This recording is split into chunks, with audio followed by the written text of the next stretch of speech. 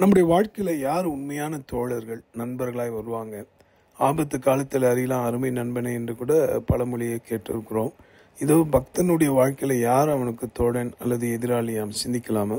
சங்கீதம் 119:63. உமக்கு பயந்து உமது கட்டளைகளை கை கொள்ளுகிற அனைவருக்கும் நான் தோழன். அன்பானவர்களே, what a friend we have in Jesus என்று ஒரு ஆங்கில பாடல் உண்டு.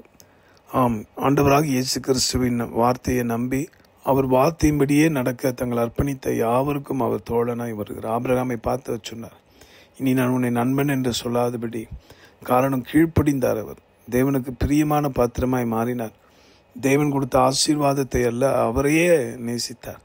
ஆசீர்வாதங்களை பார்க்கலாம், ஆசீர்வதித்த கர்த்தர் மேல் அன்பும் பாசமும் உண்மையான விசுவாசம் வைத்திருந்தால் தான் ஆபிரகாமை கர்த்தர் புகழ்ந்தார்.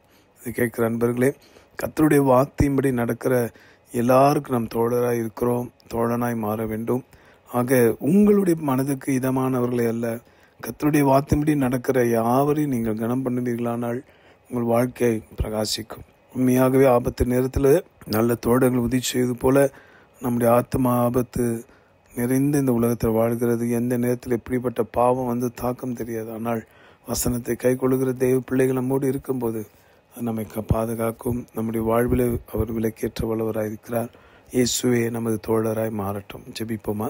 நன்றி ஆண்டவரை, கேட்ட வார்த்தையின்படி உம்முடைய வசனத்துக்கு பயந்து உமக்காய் நாமத்தின்படி நடக்கிற உம்முடைய வார்த்தைக்கு கீழ்ப்படுகிற யாவருக்கும் நாங்கள் தோழர்களாய் மாற தாரும். இந்த வார்த்தை கேட்டு உலக ரீதியான நட்பை நம்பி ஏமாண்டு விடாதபடி நேசரோடு நடக்கிற ஆண்டவர் நல்ல ஐக்கியத்தை உன் பிள்ளைகளுக்கு தாரும். ஜெபத்தை கேட்டீரே, ஸ்தோத்திரம். இயேசு மூலமாக ஜெபிக்கிறோம் நல்ல பிதாவே, ஆமென்.